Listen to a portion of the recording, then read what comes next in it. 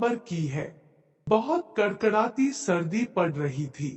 रात का समय है और मोटू सो रहा है और बहुत जोर से खर्राटे भर रहा है। मोटू के खर्राटे की वजह से पतलू को नींद नहीं आ रही, लेकिन कुछ समय बीतने के बाद पतलू की सो जाता है। लेकिन जब रात को 12 बजते हैं, तो अचानक पतलू की नींद खुल जाती है। पतलू को कुछ सुनाई देता है। जब है गौर से सुनता है, तो उसे गेट बजाने की आवाज आती है।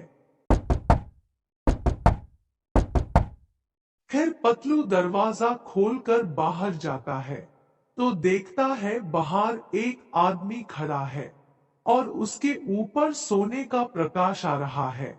उस आदमी को देखकर पतलू डर जाता है। फिर वह आदमी पतलू से कहता है, तुम्हारा नाम पतलू है, मैं जानता हूँ। आज से ठीक 2 दिन बाद तुम्हारे दोस्त मोटू की मौत होने वाली है। तुम लोगों ने हमेशा दूसरों की मदद की है, किसी को परेशान नहीं किया और बड़ों का कहना माना है।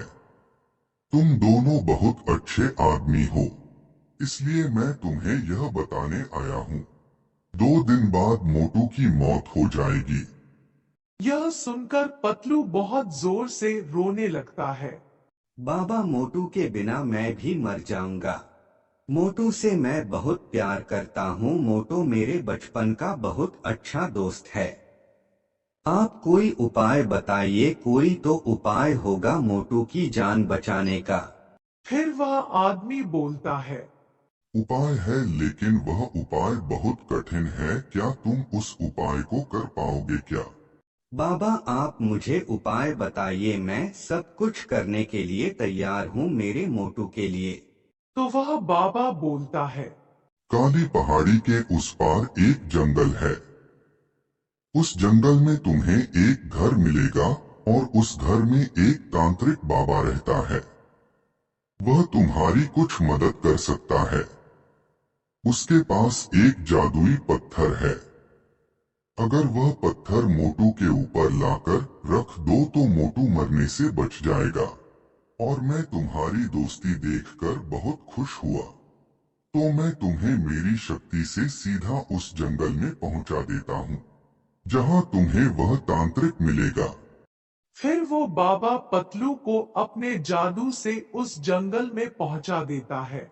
पतलू जंगल में तांत्रिक को ढूंढता है और उसे तांत्रिक का घर मिल जाता है। फिर पतलू तांत्रिक से मिलकर तांत्रिक को सारी बात बता देता है। फिर तांत्रिक बोलता है, लेकिन तुम्हें मेरे एक सवाल का जवाब देना पड़ेगा। अगर तुम्हारा जवाब सही निकला तो मैं तुम्हें वह पत्थर दे दूंगा। फिर पतलू बोलता है, मैं आपके सवाल का जवाब दूंगा, बस आप मेरे मोटू को बचा लीजिए कैसे भी करके। आप अपना सवाल पूछिए। ऐसा कौन सा जीव है जिसकी गर्दन काट देने पर वह कुछ हफ्तों तक जिंदा रहता है? फिर पतलू सोच में पड़ जाता है। थोड़ी देर सोचने के बाद पतलू को जवाब आ जाता है। फिर पतलू बोलता है, आपके सवाल का जवाब कॉकरोच है, क्योंकि कॉकरोच ही ऐसा जीव है जिसका सर काटने पर कुछ हफ्तों तक वही जिंदा रहता है। पतलू का यह जवाब बिल्कुल सही था। तांत्रिक पतलू से खुश होकर उसे वह पत्थर दे देता है। फिर पतलू मोटू के पास जाकर उसके ऊपर वह पत्थर रख देता है। इस तरह पतलू ने मोटू